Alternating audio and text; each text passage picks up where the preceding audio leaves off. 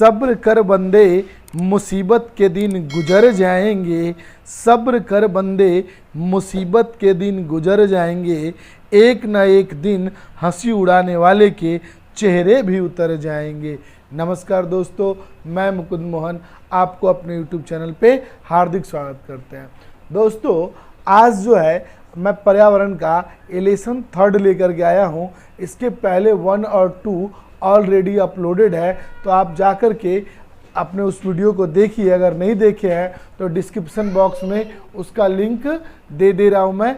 आप जो है उस वीडियो को ज़रूर देखें, क्योंकि ये जो इम्पोर्टेंट क्वेश्चन है, जो आगामी हमारा बीपीएससी का जो पेपर होने वाला है, जो हमारा बीपीएससी का एग्ज़ाम का पेपर होने वाला है, उसमें एक इम्पॉर्टेंट क्वेश्चन है। पहला क्या है कि जैव निम्नीकरण प्रदूषक। तो जैव निम्नीकरण क्या होता है? जैव निम्नीकरण प्रदूषक में हो गया जो आसानी से सड़ गल जाए, जैसे सब्जी एवं फल के छिलके, सीवेज, सड़े गले पदार्थ और कागज, ये आते हैं जैव निम्नीकरण में। दूसरा क्या है? अनिम्नीकरण। देखिए, निम्नीकरण वही होगा जहाँ पे वो जो है आसानी से सड़ गल जाए, और जब आपका अनिम्नीकरण आएगा तो आसानी से सड़ेगा, गलेगा नहीं। जैसे ये हो गया प्लास्टिक, पॉलीथीन, पारा, शीशा इत्यादि। हेमोग्लोबिन के साथ सहलगनता रखने वाला है। हेमोग्लोबिन के साथ सहलगनता रखने वाला कौन है? तो यह है carbon monoxide, CO। Carbon monoxide CO को दम घोटू गैस भी कहते हैं। कार्बन मोनोऑक्साइड CO को दम घोटू गैस भी कहते हैं। स्मॉग जो है धुंध बनता है। कैसे बनता है? तो धुएं तथा कोहरे से, धुएं तथा कोहरे से। लंदन धूम्र दिखाई देता है शीतकाल में सुबह के समय। लंदन धूम्र दिखाई देता है शीतकाल में सुबह के समय। प्रमुख ग्रीन हाउस गैस है। देखिए, ग्रीन हाउस गैस तो है बहुत सारे। अब यहाँ पे क्या क्या आपको कभी कभी एक ही ऑप्शन मिलेगा, तो ये पूरा याद कर लीजिएगा। CO2, carbon dioxide, methane, nitrous oxide और क्लोरोफ्लोरोकार्बन, और हो गया आपका जल वाष्प। CO2, CH4, CH2 और CH4। उसके बाद आपका क्या हो गया? नाइट्रस ऑक्साइड और क्लोरोफ्लोरोकार्बन और जल वाष्प।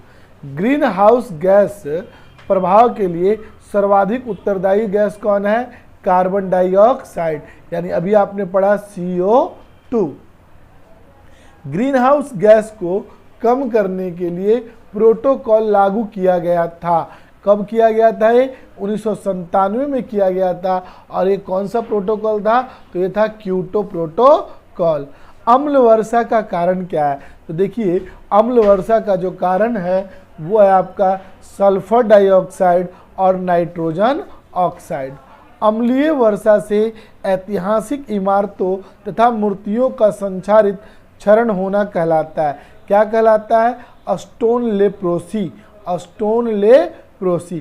ताजमहल का पीला होने का कारण क्या है? सल्फर डाइऑक्साइड यानी SO2। अब है आपका कि अम्लीय वर्षा, देखिएगा कि अंतर्राष्ट्रीय अम्ल वर्षा का केंद्र है।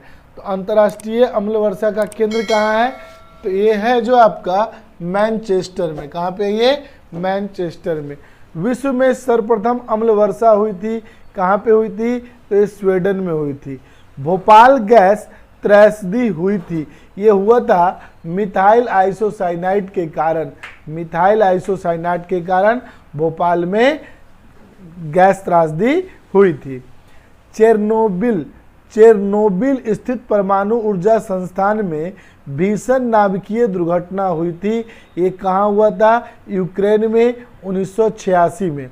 यूक्रेन में 1986 में। देखिएगा कि ये क्या है आपका भोपाल गैस त्रासदी। ये घटना जो हुआ था वो हुआ था 3 दिसंबर 1984 को। कहाँ पे हुआ था? ये हुआ था भोपाल में। और किस गैस के रिसाव के कारण? तो ये हुआ था मिथाइल आइसोसाइनाइड। कहाँ हुआ था? ये हुआ था आपका भोपाल में। इसके बाद जो दूसरी घटना है चेरनोबिल स्थित परमाणु ऊर्जा संस्थान, वो हुआ था आपका यूक्रेन में। कब हुआ था? 1986 में। वायु प्रदूषक के सूचक हैं तो वायु प्रदूषक के सूचक है लाइकेन। सीवेज प्रदूषण के सूचक हैं तो यह है ई कोलाई जीवाणु, ई कोलाई जीवाणु। जल प्रदूषण के सूचक हैं डायटम, जल प्रदूषण के सूचक कौन सा है? डायटम। जल प्रदूषण मापने के लिए जो इकाई है वो है BOD और इसका फुल फॉर्म है biological oxygen demand, biological oxygen demand. ध्वनि प्रदूषण मापने की इकाई है यह है आपका डेसिबल। ग्रीन मफलर संबंधित है ध्वनि प्रदूषण से, ग्रीन मफलर जो संबंधित है वो ध्वनि प्रदूषण से है। WHO जेनेवा के अनुसार ध्वनि प्रदूषण का मानक है 45 डेसिबल। गंगा एक्शन प्लान की शुरुआत हुई थी 1985 में। भारत में मृदा अपरदन की सर्वाधिक समस्या है चंबल घाटी के बीहड़ क्षेत्र में। मृदा अपरदन रोकने के उपाय हैं वृक्षारोपण या मेड़बंदी। मृदारोपण रोकने के उपाय हैं वृक्षारोपण या मेड़बंदी। चलिए नेक्स्ट हम बढ़ते हैं हम लोग। नेक्स्ट आपका क्या है कि यहाँ देखिए ध्यान से, ये ओजोन है वो 3 है। अब ओजोन परत जो है इसका हानिकारक है, कह रहा है ओजोन परत हानिकारक अल्ट्रावायलेट किरणों से बचाव करती है, मतलब परावैंगनिक किरणों से हमारी बचाव करती है। अब ओजोन परत जो है किस मंडल में है? तो ये समताप मंडल में है। और ओजोन परत की मापने की जो इकाई है वो है डॉब्सन। और ओजोन संरक्षण दिवस मनाया जाता है 16 सितंबर को। और ओजोन परत के क्षरण होने का कारण क्या है? तो क्लोरोफ्लोरोकार्बन। एक बार दोबारा सुनिएगा, ये काफ़ी इम्पॉर्टेंट है। ओजोन जो है क्या करता है हमारा? तो परावैंगनिक किरणों से हमारी बचाव करता है। ये समताप मंडल में है और ओजोन परत की मोटाई को मापने के लिए हम डॉप्सन का प्रयोग करते हैं। और ओजोन संरक्षण दिवस 16 सितंबर को मनाया जाता है। और ओजोन परत के क्षरण का कारण क्या है? क्लोरोफ्लोरोकार्बन। ओजोन परत को बचाने के लिए पहला अंतर्राष्ट्रीय प्रोटोकॉल था मॉन्ट्रियल प्रोटोकॉल 16 सितंबर 1987 में। ओजोन छिद्र मानी जाती है 200 डेसिबल DU यानी डॉप्सन से नीचे। ओजोन छिद्र मानी जाती है 200 DU से नीचे। ओजोन परत का सर्वाधिक नुकसान हुआ है दक्षिणी ध्रुव पे। कौन से ध्रुव पे? दक्षिणी ध्रुव पे। कौन सा ईंधन न्यूनतम पर्यावरण प्रदूषण उत्पन्न करता है? यह है हाइड्रोजन। कौन सा? ये हाइड्रोजन। ओजोन परत के क्षरण का सर्वप्रथम पता लगाया किसने? ये लगाया जोसेफ फोरमैन 1985 इंग्लैंड में। गोबर गैस का मुख्य घटक है तो गोबर गैस का मुख्य घटक है मीथेन। अम्ल वर्षा के लिए उत्तरदायी है एक सल्फर डाइऑक्साइड और एक है नाइट्रस ऑक्साइड। आर्सेनिक द्वारा अत्यधिक जल प्रदूषण वाला राज्य कौन सा है? यह आपका पश्चिम बंगाल। कौन सा है ये? पश्चिम बंगाल। हमारे पर्यावरण को बचाने के लिए 3 प्रकार से हैं। कौन कौन सा है? एक सेकंड। हाँ, हमारे पर्यावरण को बचाने के लिए 3 प्रकार के आर कौन कौन से हैं? कम उपयोग, पुनः चक्रण और पुनः उपयोग। हमारे पर्यावरण को बचाने के लिए 3 प्रकार के आर हैं, कम उपयोग, पुनः चक्रण और पुनः उपयोग। सिगरेट के धुएं में मुख्य प्रदूषक कौन है? तो जो सिगरेट का धुआं है उसमें है आपका कार्बन मोनोऑक्साइड और बेंजीन। बेंजीन का सूत्र आपको पता है C6H6, C6H6। आगे देखेंगे सर, बहुत ही इंपॉर्टेंट चैप्टर चल रहा है हमारा, चैप्टर थर्ड के बाद क्या करना है इसमें हमें? देखिए ये जितने भी मैं बता रहा हूँ किसी न किसी प्रीवियस ईयर में पूछा गया क्वेश्चन है। अब है आपका कि वायु प्रदूषण कार्बन मोनोऑक्साइड। वायु प्रदूषण क्या है? Carbon monoxide. ग्लोबल वार्मिंग क्या है? Carbon dioxide. ओजोन परत क्या है? क्लोरोफ्लोरोकार्बन। अम्लीय वर्षा SO2। भोपाल गैस त्रासदी अभी आपने पढ़ा मिथाइल आइसोसाइनाइड। हिमाचल प्रदेश भारत में प्लास्टिकों के उत्पादन और उपयोग को नियंत्रित करने वाला पहला राज्य था। इस राज्य ने हर प्रकार की पॉलीथीन पैकिंग पर प्रतिबंध का प्रस्ताव रखा है। जल प्रदूषण में ऑक्सीजन की जो मापक है वह है BOD, बायोलॉजिकल ऑक्सीजन डिमांड। अम्ल वर्षा का pH मान है, अम्ल वर्षा का pH मान है 5.6 से लेकर के 6.5 तक। वह परिघटना जिसके अंतर्गत कुछ विशेष प्रदूषक जैसे आहार श्रृंखला के साथ सांद्रता में बढ़ते हुए ऊतकों में जमा हो जाते हैं। जैविक आवर्धन, क्या जमा हो जाते हैं? जैविक आवर्धन, बायोमैग्निफिकेशन। जैविक आवर्धन का सबसे अच्छा उदाहरण है DDT। जैविक आवर्धन का सबसे अच्छा उदाहरण है DDT। मलेरिया से बचाव के लिए जलाशय में छिड़काव किया जाता है। मलेरिया से बचाव के लिए जलाशय में किसका किया जाता है छिड़काव? तो ये किया जाता है DDT का छिड़काव किया जाता है। शैवाल ब्लूम संबंधित है सुपोषण से। शैवाल ब्लूम जो है वो संबंधित है, किससे संबंधित है? तो शैवाल ब्लूम संबंधित है सुपोषण से। किससे संबंधित है? सुपोषण से। चलिए, बहुत ही इंपॉर्टेंट सवाल पर ध्यान रखते हैं हम लोग कि प्लास्टिक बैग पर प्रतिबंध लगाने वाला भारत का पहला राज्य कौन है? हिमाचल प्रदेश। ये करंट का भी क्वेश्चन हो गया आपका कि प्लास्टिक बैग पर प्रतिबंध लगाने वाला भारत का पहला राज्य कौन सा है? तो ध्यान रखिएगा सर, हिमाचल प्रदेश। जैविक खेती अपनाने वाला भारत का पहला राज्य सिक्किम। प्रदूषण को कम करने के लिए ऑड इवन का नियम लागू करने वाला भारत का पहला राज्य नई दिल्ली। प्रदूषण को कम करने के लिए ऑड इवन नियम लागू करने वाला भारत का पहला राज्य कौन सा है? नई दिल्ली। पूरी तरह से प्लास्टिक कचरे से मुक्त शहर कन्नूर, केरल। पूरी तरह से प्लास्टिक कचरे से मुक्त शहर कन्नूर, केरल। भारत का सबसे स्वच्छ शहर इंदौर है। भारत का सबसे स्वच्छ शहर इंदौर है। स्वच्छता सर्वेक्षण 2018 के साथ लोगों को जोड़ने के लिए प्रसून जोशी द्वारा लिखे गए गीत स्वच्छता की ज्योति जगी है। विवाह समारोह से होने वाले पर्यावरण नुकसान से बचने के लिए ग्रीन प्रोटोकॉल लागू करने वाला राज्य कौन सा है? तो यह है केरल। सौर ऊर्जा से संचालित देश का पहला रेलवे स्टेशन गुवाहाटी। सौर ऊर्जा से संचालित देश का पहला रेलवे स्टेशन गुवाहाटी। नेक्स्ट है आपका कि दुनिया का पहला सौर ऊर्जा संचालित हवाई अड्डा कौन सा है? तो यह है आपका कोचिन। अब आपका थर्ड पार्ट जो है समाप्त होता है।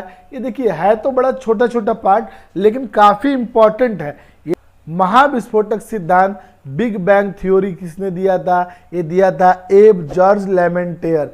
एब जॉर्ज लेमेंटेयर। पृथ्वी की एक मंदाकिनी है दुध मेखला आकाश गंगा। सूर्य के सबसे निकट का तारा प्रोक्सिमा सेंचुरी। सूर्य की उम्र है 5 बिलियन वर्ष। सूर्य की उम्र कितना है? 5 बिलियन वर्ष। सूर्य का प्रकाश पृथ्वी पर पहुंचता है 8 मिनट 16.6 सेकंड में। सूर्य का सबसे निकटतम ग्रह कौन सा है? बुध। निकटतम का मतलब है सर सबसे नज़दीक। एक प्रकाश वर्ष की जो है, कभी कभी ये भी पूछ देता है कि प्रकाश वर्ष किसकी इकाई है? तो ध्यान रखिएगा दूरी का। और एक प्रकाश वर्ष बराबर होता है 9.6 गुना 10 के पावर 12 किलोमीटर। पृथ्वी के सबसे चमकीला ग्रह जो है, या आप कह सकते हो कि पृथ्वी के निकटतम सबसे चमकीला एवं सबसे गर्म ग्रह कौन सा है? तो यह शुक्र। इसे सांझ का तारा, भोर का तारा, पृथ्वी की भगनी या पृथ्वी का जुड़वा और प्रेशर कुकर ग्रह कहते हैं। किसको कहते हैं? शुक्र को। चलिए, हमेशा उत्तर दिशा में चमकता है ध्रुव तारा। हमेशा उत्तर दिशा में चमकता है ध्रुव तारा। पूर्ण सूर्य ग्रहण कब लगता है? अमावस्या के दिन। और पूर्णिमा के दिन लगता है चंद्र ग्रहण। पूर्ण सूर्य ग्रहण कब लगता है? अमावस्या के दिन। और चंद्र ग्रहण कब लगता है? तो पूर्णिमा के दिन। 180 डिग्री देशांतर अंतर्राष्ट्रीय तिथि रेखा है। 180 डिग्री देशांतर अंतर्राष्ट्रीय तिथि रेखा है। 0 डिग्री अक्षांश विषुवत मध्य रेखा है। एक देशांतर का अंतर 4 मिनट है। एक देशांतर का अंतर कितना मिनट है? 4 मिनट। नीला ग्रह किसको कहते हैं? तो नीला ग्रह पृथ्वी को। इसके बाद है आपका लाल ग्रह किसको कहते हैं? तो मंगल को। पीला ग्रह किसको कहते हैं? तो पीला ग्रह कहते हैं बृहस्पति को। यहाँ पे जो है इरर है, शनि नहीं होगा, क्या होगा? बृहस्पति। और छल्ले वाला ग्रह कौन सा है? तो शनि। यहाँ पे ध्यान रखिएगा, इसका जो सही जवाब होगा पीला ग्रह का, ये होगा बृहस्पति। बृहस्पति होगा, ध्यान रखिएगा। छल्ले वाला ग्रह कौन सा है? शनि है। लेटा हुआ ग्रह किसको कहते हैं? यूरेनस को। सबसे ठंडा ग्रह कौन सा है? वरुण। जीवाश्म ग्रह कौन सा है? चांद। चंद्रमा पर पहला कदम किसने रखा था? 21 जुलाई 1969 को नील अपोलो सेकंड के द्वारा गए। चंद्रमा पर पहुंचने वाला भारतीय कौन था? तो वो थे राकेश शर्मा। 2 अप्रैल 1984 को। 2 अप्रैल 1984। आंतरिक ग्रह किसको कहते हैं? तो बुध, शुक्र, पृथ्वी और मंगल को। बुध, शुक्र, पृथ्वी और मंगल को कहा जाता है। बाह्य ग्रह किसको कहा जाता है? तो बाह्य ग्रह कहा जाता है बृहस्पति, शनि, यूरेनस और नेपच्यून को। बृहस्पति, शनि और यूरेनस और नेपच्यून को। देखिएगा अगला है आपका अपसौर। अपसौर का मतलब होता है सूर्य से पृथ्वी की अधिकतम दूरी। सूर्य से पृथ्वी की अधिकतम दूरी की जो घटना होती है वो होती है 4 जुलाई को। कब होती है? 4 जुलाई को। और अपसौर जो है, अपसौर और उपसौर, उपसौर जो है सूर्य से पृथ्वी की न्यूनतम दूरी की घटना होती है और ये होती है 3 जनवरी को। ध्यान रखिएगा कि जो अपसौर है ये होता है 4 जुलाई को और जो उपसौर है ये होता है 3 जुलाई को। सौर मंडल का सबसे बड़ा और भारी ग्रह कौन सा है? तो यह बृहस्पति। इसी को पीला ग्रह भी कहा जाता है। लाल ग्रह आयरन ऑक्साइड के कारण दिखता है। कभी कभी पूछा जाता है कि लाल ग्रह लाल क्यों दिखता है? क्योंकि आयरन ऑक्साइड के कारण। मंगल ग्रह के 2 उपग्रह हैं, फोबोस और डीमोस। मंगल के कितने उपग्रह हैं? 2 है, फोबोस और डीमोस। सूर्य के प्रकाश की चाल कितना है? तो 3 गुना 10 के पावर 8 मीटर प्रति सेकंड। शनि ग्रह का सबसे बड़ा उपग्रह टाइटन है। शनि ग्रह का सबसे बड़ा उपग्रह कौन सा है? टाइटन। शनि ग्रह के चारों ओर कितने चमकदार वलय हैं? शनि ग्रह के चारों ओर कितने वलय हैं? 7 हैं।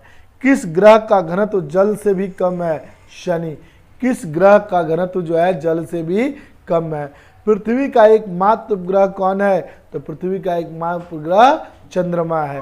उत्तरी गोलार्ध, देखिए जो आपको ये मैप दिख रहा है, ये मैप, इसमें आप याद रखिएगा कि जो ऊपर की ओर होगा उत्तरी गोलार्ध होगा और जो नीचे की ओर होगा वो दक्षिणी गोलार्ध होगा। तो कहता है कि जो कि और ऊपर जो रेखा होती है वो किस चीज़ का होता है? वो होता है कर्क रेखा। और जो नीचे होता है वो क्या होता है? मकर रेखा होता है। तो कर्क रेखा में यानी ऊपर, हम बात कर रहे हैं सर ऊपर कि उत्तरी गोलार्ध में, यानी ये हो गया आपका कर्क रेखा में सबसे बड़ा दिन कब होता है? तो ये होता है 21 जून को। कब होता है ये? 21 जून को। दक्षिणी गोलार्ध यानी मकर रेखा पर सबसे बड़ा दिन कब होता है? ये होता है 22 दिसंबर को। किस दिन संपूर्ण पृथ्वी पर दिन और रात बराबर होते हैं? तो ये होता है 23 सितंबर एवं 21 मार्च को। याद रखिएगा कि किस दिन संपूर्ण पृथ्वी पर दिन और रात क्या होते हैं? बराबर होते हैं। यह है दिन आपका 23 सितंबर और 21 मार्च को। देखिएगा उत्तरी गोलार्ध की प्रमुख अक्षांश रेखाएं। अच्छा, इसमें आपको बताया नहीं मैंने, ये हो गया अक्षांश रेखा, एक होती है देशांतर रेखा। तो 23.5 डिग्री जो उत्तर होगा वो कर्क रेखा होगा। 66.5 डिग्री उत्तर जो होगा उत्तरी ध्रुववृत्त होगा। 90 डिग्री उत्तर पे उत्तरी ध्रुव होगा और 23.5 डिग्री दक्षिण पे मकर रेखा।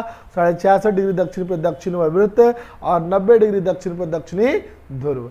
अब सक्रिय ज्वालामुखी कौन कौन सा है? तो देखिएगा एटना, स्ट्रोम्बोली, ये दोनों इटली में है। एटना, स्ट्रोम्बोली, ये दोनों कहाँ है? इटली में। कोटोपैक्सी एंडीज पर्वत इक्वाडोर के पास है।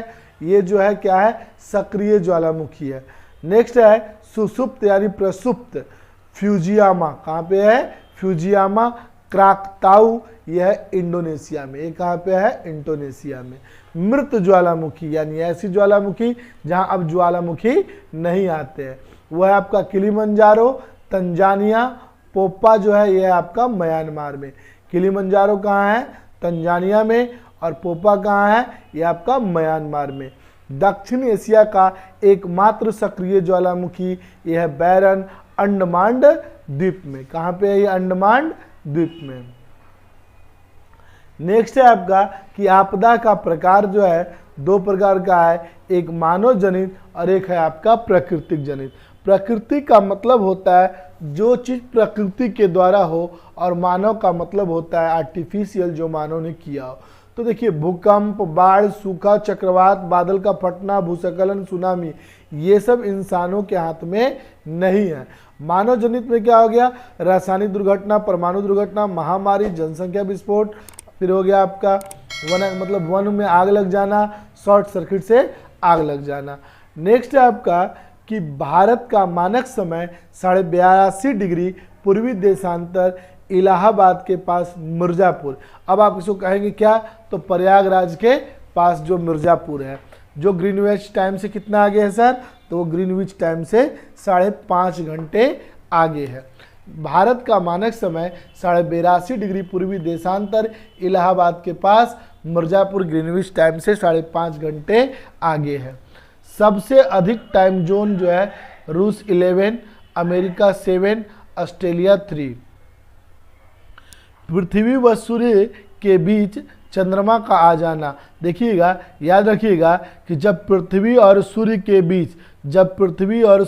बीच चंद्रमा आ जाए तो सूर्य ग्रहण लगेगा, और जब चंद्रमा और सूर्य के बीच पृथ्वी आ जाए, तो चंद्र ग्रहण। एक बार दोबारा सुन लीजिएगा, ये इंपॉर्टेंट है कि पृथ्वी व सूर्य के बीच अगर चंद्रमा आ जाता है, पृथ्वी और सूर्य के बीच में जब चंद्रमा आ जाता है तो सूर्य ग्रहण लगता है, और जब चंद्रमा और सूर्य के बीच में पृथ्वी आ जाता है तो क्या लग जाता है, चंद्र ग्रहण। विषुवत रेखा, मकर रेखा, कर्क रेखा गुजरती है अफ्रीका महाद्वीप से। कहाँ से गुजरती है, अफ्रीका महाद्वीप से। विषुवत रेखा एवं मकर रेखा गुजरती है कहाँ से, ब्राजील से। किस महाद्वीप के तटों पर सबसे ज़्यादा ज्वालामुखी सक्रिय रहते हैं, वह अमेरिका एवं एशिया में। अब देखिएगा भूकंप का जो हम अध्ययन करते हैं वो करते हैं सिस्मोलॉजी से, और जो भूकंप मापी यंत्र है वो भी है आपका सिस्मोग्राफ। क्या ये, सिस्मोग्राफ।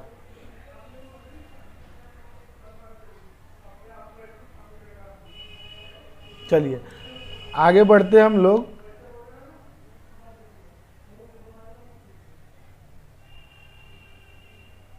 एक सेकंड देखिएगा।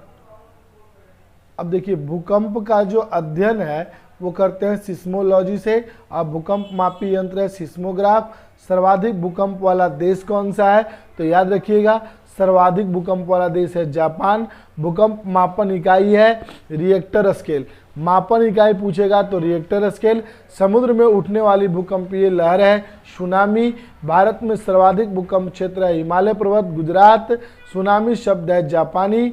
और क्या है भाई, तो रिएक्टर मापक पर अंकित अंक है 0 से लेकर के कहाँ तक के, 9 है, 0 से लेकर के 9 तक के। चक्रवात और उनके स्थानीय नाम। चक्रवात और उनके स्थानीय नाम देखिएगा, टाइफून है ये चीन, फिलीपींस और जापान में। हरिकेन संयुक्त राज्य अमेरिका में। चक्रवात भारत और बांग्लादेश में। टॉर्नेडो कैरिबियन सागर अमेरिका क्षेत्र में। विल्ली विल्ली है आपका ऑस्ट्रेलिया में। विल्ली विल्ली कहाँ पे है आपका, ऑस्ट्रेलिया में। देखिएगा किस महाद्वीप में एक भी ज्वालामुखी नहीं है। कौन ऐसा महाद्वीप है जिसमें एक भी ज्वालामुखी नहीं है, वो है ऑस्ट्रेलिया। भूमध्य सागर का प्रकाश स्तंभ कहते हैं स्ट्राम्बोली। भूमध्य सागर का प्रकाश स्तंभ किसको कहते हैं, स्ट्राम्बोली को। विश्व का सबसे ऊंचा ज्वालामुखी कौन है, कोटापैक्सी। विश्व का सबसे ऊंचा ज्वालामुखी कौन सा है, कोटापैक्सी। विश्व का सबसे ऊंचा शांत ज्वालामुखी कौन सा है? तो एकांगुआ एंडीज पर्वत पे। एकांगुआ कहाँ पे है ये? तो ये आपका एंडीज पर्वत पे। अब देखिएगा कि अभी आपको मैंने बताया है, वही चीज़ दोबारा रिपीट हो रहा है, बार बार सुनिएगा, याद हो जाएगा कि ओजोन परत समतापमंडल में पाया जाता है। ओजोन का क्षरण वसंत ऋतु में अंटार्कटिका के ऊपर दक्षिणी गोलार्ध में हुआ। ओजोन का क्षरण क्लोरोफ्लोरोकार्बन के कारण होता है और जो पाया जाता है समतापमंडल 32 से लेकर 60 किलोमीटर के बीच पाया जाता है। ओजोन परत में सूर्य से आने वाली हानिकारक परावैंगनिक किरणों को अवशोषित कर लेती है। सबसे खतरनाक परावैंगनिक किरण कौन है? तो परावैंगनिक किरण अल्ट्रावायलेट सी। पौधे एवं जीवों के लिए नुकसानदायक किरण कौन सा है? Ultraviolet B.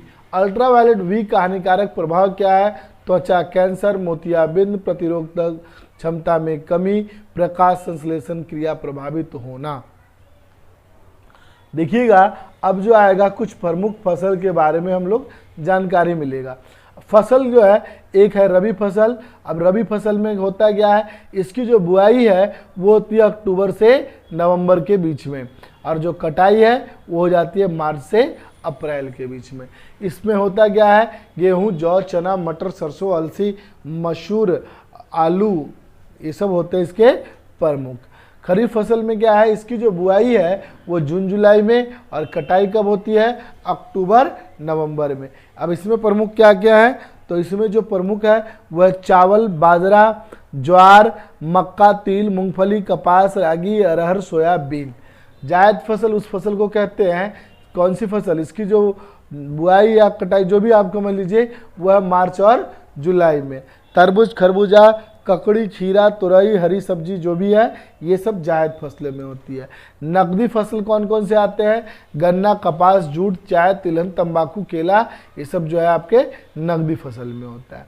देखिएगा एक इम्पॉर्टेंट डायग्राम के माध्यम से मैं आपको एक बहुत बढ़िया बेहतरीन समझाने का प्रयास करूँगा। देखिए हमारी जो ये लेयर है, लेयर का मतलब जो आप बटा हुआ है कि सबसे नीचे हो गया आपका क्षोभ मंडल, इसके ऊपर हो गया समताप मंडल, फिर हो गया वायु, क्या कहते हैं इसको, मध्य मंडल, और फिर हो गया वायुमंडल। इसको कहते हैं वायुमंडल की परतें। क्या कहते हैं इसको? वायुमंडल की परतें। अब आपको याद क्या रखना है कि क्षोभ मंडल जिसको कहते हैं ट्रोपोस्फियर, ट्रोपोस्फियर, इसमें जी क्या होता है? समस्त वायुमंडलीय घटनाएं जैसे आंधी तूफान घटित होती है। अब आपसे पूछा जाएगा क्वेश्चन में कि आंधी तूफान कौन से मंडल में होता है? तो आप याद रखिएगा ट्रोपोस्फियर यानी क्षोभ मंडल में। जो हवाई जहाज उड़ता है ये कौन सा मंडल में उड़ता है भाई? तो ये समताप मंडल में उड़ता है, और इसी मंडल में समताप मंडल में ओजोन परत भी पाया जाता है। इसके बाद मध्य मंडल में क्या है? वायुमंडल की सबसे ठंडी परत है जी। जो मध्य मंडल है वायुमंडल की सबसे ठंडी परत है, और जो बाह्य मंडल है यहीं से आपका संचार रेडियो तरंगे यानी जितने भी आपका मोबाइल का रेडिएशन का जितना भी है ये सब होता है आपका बाह्य मंडल में। कहाँ होता है सर? ये बाह्य मंडल में। नेक्स्ट है आपका कि हरित सदाबहार क्रांति का संबंध है। तो हरित सदाबहार क्रांति का जो संबंध है खाद्यान्न उत्पादन से। भारत में हरित क्रांति की शुरुआत हुई 1966 में। कब हुई? 1966-67 में। विश्व में हरित क्रांति के जनक कौन है? तो नॉर्मन बोरनाथ। भारत में हरित क्रांति के जनक हैं doctor M S. Swaminathan. Doctor M S. Swaminathan. Doctor M S. Swaminathan एक कृषि वैज्ञानिक थे। हरित क्रांति का सर्वाधिक प्रभाव पड़ता है गेहूं की फसल पर। श्वेत क्रांति किससे संबंधित है? तो दुग्ध उत्पादन से। श्वेत क्रांति के जनक कौन है? तो डॉक्टर वर्गीज कुरियन। हरित क्रांति खाद्यान्न उत्पादन, श्वेत क्रांति दुग्ध उत्पादन, पीली क्रांति तिलहन, नीली क्रांति मत्स्य, गुलाबी क्रांति झींगा प्याज उत्पादन, लाल क्रांति मांस टमाटर, गोल क्रांति आलू, और भूरी क्रांति हो गया आपका उर्वरक उत्पादन से। स्वर्ण क्रांति फल या बागवानी में वृद्धि, भूरी क्रांति उर्वरक उत्पादन में। अब देखिएगा वायुमंडल का ही आपको संगठन दिखाया गया कि कौन सी गैस पाई जाती है। तो सबसे ज़्यादा वायुमंडल में जो पाया जाता है नाइट्रोजन गैस पाया जाता है। ये 78% पाया जाता है। कितना परसेंट पाया जाता है? 78%। ऑक्सीजन 21%, कार्बन डाइऑक्साइड 0.03% और आर्गन 0.93% और बाकी में 0.04% अन्य गैस से पाई जाती है। आगे की ओर हम लोग बढ़ेंगे। देखिए ये जितने भी आप देख रहे हैं ये सब के सब एक एक क्वेश्चन जो है बहुत ही इंपॉर्टेंट है। रजत क्रांति क्या है? अंडा पोल्ट्री उत्पादन में वृद्धि। इंद्रधनुष क्रांति क्या है? कृषि के सभी क्षेत्रों के उत्पादन में वृद्धि। काली क्रांति क्या है? बायोडीजल उत्पादन। बादामी क्रांति क्या है? मसाला उत्पादन। अमृत क्रांति है नदी जोड़ो परियोजना। विटीकल्चर हो गया अंगूरों का उत्पादन। पिसीकल्चर हो गया मछली पालन की क्रिया। सेरीकल्चर रेशम उत्पादन और मोरिकल्चर हो गया आपका रेशम कीट शहतूत की कृषि। हार्टिकल्चर बागवानी फसलों सब्जी आदि का उत्पादन। एपीकल्चर मधुमक्खी पालन। ओलेरीकल्चर साग सब्जियों का उत्पादन। वर्मीकल्चर केंचुओं का उत्पादन। पोमोलॉजी फल का उत्पादन।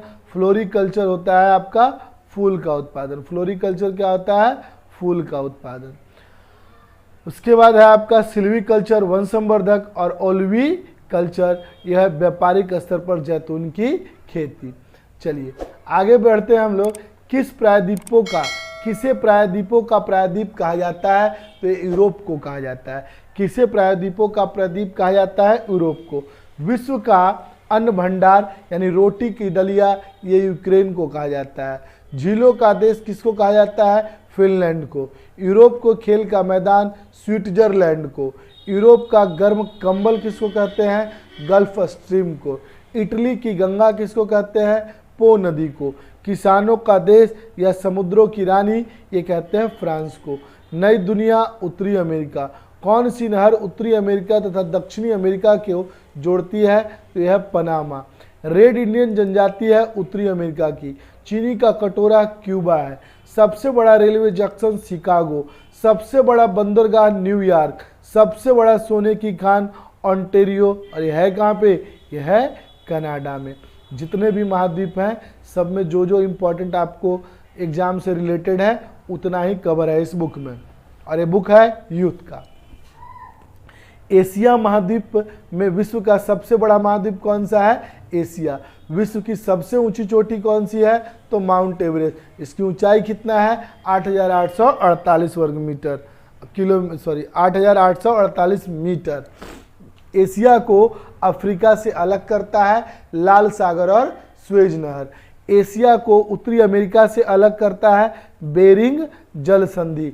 विश्व का सबसे बड़ा प्रायद्वीप है अरब प्रायद्वीप। माउंट एवरेस्ट पर्वतमाला जिला नेपाल में जाना जाता है तो नेपाल में इसे जाना जाता है सागरमाथा के नाम से। विश्व का सबसे ऊंचा पर्वत कौन है? तो विश्व का सबसे ऊंचा पर्वत है पामीर का पठार। सबसे ऊंचा पठार क्या है? पामीर का। एशिया की सबसे लंबी नदी कौन सी है? यांगसी नदी। विश्व में सर्वाधिक वर्षा कहाँ होती है? ये होती है मासिन राम में। लाल सागर एवं भूमध्य सागर को जोड़ती है स्वेज नहर। दक्षिण अमेरिका में देखेंगे हम लोग इम्पोर्टेंट पॉइंट कि पक्षियों का महाद्वीप कहा जाता है दक्षिण अमेरिका को। विश्व का सर्वाधिक कॉफी उत्पादक देश है ब्राजील। सबसे बड़ा मांस निर्यातक देश है अर्जेंटीना। अब बात आती है सर अफ्रीका की कि विश्व का दूसरा सबसे बड़ा महाद्वीप अफ्रीका महाद्वीप। डेकेंसबर्ग पर्वत स्थित है अफ्रीका महाद्वीप में। स्वर्ण नगर दक्षिणी अफ्रीका जोहान्सबर्ग में। हीरो का नगर किम्ब्रेले। अन्य महाद्वीप अफ्रीका। वनों का देश कांगो और जनजातियों का महाद्वीप अफ्रीका। सबसे छोटा महाद्वीप कौन सा है? तो ऑस्ट्रेलिया। द्वीपीय महाद्वीप कौन सा है? तो ऑस्ट्रेलिया। प्यासी भूमि का देश कौन है? तो ऑस्ट्रेलिया। लैंड ऑफ कंगारू कौन है भाई? Australia. The land of golden fleas कौन है? ऑस्ट्रेलिया। दक्षिण का ब्रिटेन कौन है? न्यूजीलैंड। न्यूजीलैंड का राष्ट्रीय पक्षी क्या है? तो यह है कीवी। अंतर्राष्ट्रीय तिथि रेखा के समांतर है बेरिंग जल संधि। आर्कटिक एवं प्रशांत महासागर को जोड़ती है बेरिंग जल डमरू मध्य। अब हम लोग करेंगे अंटार्कटिका के बारे में। किसके बारे में? अंटार्कटिका। श्वेत महाद्वीप कहा जाता है। श्वेत महाद्वीप कहते हैं किसको? अंटार्कटिका को, इसीलिए कहा जाता है क्योंकि ये बर्फ से ढका रहता है। दक्षिणी ध्रुव पर पहुंचने वाला प्रथम व्यक्ति कौन है? एमंडसन। दक्षिणी ध्रुव पर पहुंचने वाला प्रथम व्यक्ति कौन है? एमंडसन। सक्रिय ज्वालामुखी है माउंट एरबुस। अंटार्कटिका की मुख्य वनस्पति क्या है? तो लाइकेन व मॉस। भारतीय द्वितीय शोध संस्थान मैत्री। भारतीय तृतीय शोध संस्थान कौन सा है? भारतीय। विश्व का सबसे बड़ा महासागर कौन सा है? तो प्रशांत महासागर। विश्व का सबसे छोटा महासागर कौन सा है? आर्कटिक महासागर। सबसे लवणीय सागर कौन सा है? तो मृत सागर। सुंड्रा ट्रेंच पाई जाती है हिंद महासागर। बरमूडा त्रिभुज उत्तरी अटलांटिक महासागर। यूरोप को अफ्रीका से कौन सा सागर अलग करता है? तो भूमध्य सागर। हिंद महासागर की जो ठंडी जलधाराएं हैं कौन कौन सी है भाई? तो ये कह रहा है कि महासागर की ग्रीष्मकालीन मानसून की जलधारा गर्म एवं परिवर्तनशील जलधारा है एवं शीतकालीन मानसून प्रवाही ठंडी एवं परिवर्तनशील जलधारा है। अब है सर ऊर्जा संसाधन। एक है नवीकरणीय और एक है अनवीकरणीय।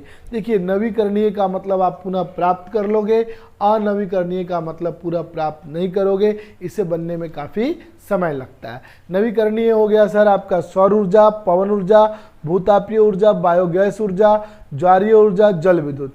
इसमें आ गया कोयला, डीजल, पेट्रोलियम, प्राकृतिक गैस। अब कोयला एक बार समाप्त हो जाएगा तो पुनः कोयला का निर्माण में समय लग जाएगा। तो नवीकरणीय ऊर्जा जो है गैर परंपरागत ऊर्जा के स्रोत कौन सा है? सौर ऊर्जा, पवन ऊर्जा, जल ऊर्जा, ज्वारीय ऊर्जा, भूतापीय ऊर्जा और बायोगैस ऊर्जा। अनवीकरणीय ऊर्जा यानी परंपरागत ऊर्जा के स्रोत कौन सा है? तो कोयला, पेट्रोल, डीजल, मिट्टी का तेल, प्राकृतिक गैस आदि। जीवाश्म ईंधन क्या है? कोयला, पेट्रोलियम, प्राकृतिक गैस। बायोडीजल प्राप्त होता है जेट्रोफा रतन जोत से। बायोगैस का मुख्य घटक है मीथेन। मीथेन गैस का उत्सर्जन होता है धान के खेत, दलदली स्थान, जुगाली करने वाला पशु। वाहनों में प्रयुक्त होने वाला प्राकृतिक गैस जो न्यूनतम पर्यावरण प्रदूषण उत्पन्न करता है सीएनजी। सीएनजी का जो प्रमुख घटक है वह है मीथेन। सीएनजी का प्रमुख घटक कौन सा है? मीथेन। एलपीजी में मुख्यतः पाया जाता है, क्या पाया जाता है? प्रोपेन, ब्यूटेन और आइसोब्यूटेन। प्रोपेन, ब्यूटेन और आइसोब्यूटेन। आगे है आपका कि उत्तर देखिए प्रशांत महासागर की गर्म जलधाराएं कौन कौन सी है? यह उत्तर विषुवत रेखीय जलधारा, क्यूरेसी जलधारा, अल्साका की जलधारा, एल नीनो की जलधारा, सुसीमा की जलधारा, पूर्वी ऑस्ट्रेलिया की जलधारा। ये जो है गर्म जलधाराएं हैं। ठंडी जलधारा कौन कौन सी है? क्यूराइल, आयोसियो जलधारा, कैलिफोर्निया की जलधारा। अब अटलांटिक महासागर की जो गर्म जलधारा है कौन कौन सी है? यह गल्फ स्ट्रीम की जलधारा, फ्लोरिडा जलधारा, दक्षिण विषुवत रेखीय जलधारा और ब्राजील का। इसी प्रकार आप देखेंगे अटलांटिक महासागर की ठंडी जलधारा, यह आपका लेब्राडोर की जलधारा, बेंगुएला की जलधारा, कनारी जलधारा, फॉकलैंड की जलधारा। हिंद महासागर की गर्म एवं अस्थायी जलधारा कौन कौन सा है? यह दक्षिण विषुवत रेखीय जलधारा, मोजाम्बिक की जलधारा, अगुलहास की जलधारा। सीएनजी का फुल फॉर्म क्या होता है? तो कंप्रेस्ड नेचुरल गैस। एलपीजी का लिक्विड पेट्रोलियम गैस। एलईडी का लाइट इमिटिंग डायोड। सीएफएल का कॉम्पैक्ट फ्लूरोसेंट लैम्प। एलपीजी का रिसाव पता करने के लिए इसमें क्या मिलाया जाता है? तो एथिल मरकेप्टन। इको फ्रेंडली तकनीक का सबसे उत्तम उदाहरण है सौर ऊर्जा। पर्यावरण प्रदूषण नहीं करता है। कौन नहीं करता है? तो सौर ऊर्जा नहीं करता है। देखिए हमने आपके लिए जो लाया था आपका सीरीज 4, कौन सा 4, ये आपका आज कंप्लीट हो गया। उम्मीद है कि आप लोग को काफ़ी बेहतर समझ में आया होगा। एक बार दो बार आप इसे सुन लीजिएगा क्योंकि जितने भी ये टॉपिक करवाए गए हैं, जितने भी आप देख रहे हैं, सब के सब जो है एग्ज़ाम के लिए ओरिएंटेड है, काफ़ी महत्वपूर्ण है। आप देखे होंगे कि वैसे देखिएगा इसमें थोड़ा सा ये छूट गया था। चलिए हम इसको भी कवर कर लेते हैं क्योंकि ये पार्ट जो है काफ़ी इम्पॉर्टेंट है हमारे लिए। चलिए बैटरी भी लो हो रहा है तो जल्दी से इसे हम आपको बस ये वाला करवा देते हैं। जैसे पारा क्या है, मिनीमाटा, यानी प्रदूषक है और इससे होने वाला रोग है। आर्सेनिक क्या है, ब्लैकफुट, फ्लोराइड, नॉकनी संलक्षण, नाइट्रेट है ब्लू बेबी सिंड्रोम, कैडमियम है इटाइटाई, एस्बेस्टस है फेफड़े का कैंसर, बेंजीन है ल्यूक्यूमा का कैंसर, एनिलीन है मूत्राशय का कैंसर। सूर्य से आने वाली हानिकारक परावैंगनिक किरणों को रोकता है। ओजोन परत ओजोन क्षरण के लिए सर्वाधिक उत्तरदायी है। क्लोरोफ्लोरोकार्बन ओजोन परत की मोटाई नापते हैं डॉप्सन में। ओजोन परत के संरक्षण को रोकने के लिए मॉन्ट्रियल प्रोटोकॉल समझौता हुआ 16 सितंबर 1987 को। ओजोन संरक्षण दिवस 16 सितंबर को। ओजोन परत की सर्वाधिक मोटाई है ग्रीष्म ऋतु यानी श्रीनगर में। ओजोन परत की न्यूनतम मिटाई कहाँ है, वर्षा ऋतु और त्रिवेंद्रम में। जल प्रदूषण जलकुंभी, धूल प्रदूषण सहजन या नीम, वायु प्रदूषण बोगेनवेलिया, ध्वनि प्रदूषण शीत अशोक। चलिए इसी तरह आपका ये पूरा चैप्टर हो गया कंप्लीट। उम्मीद करते हैं कि आप लोग को ये काफ़ी पसंद आएगा। जैसा भी हो आप हमें कमेंट करके ज़रूर बताएं। आज के लिए बस इतना ही।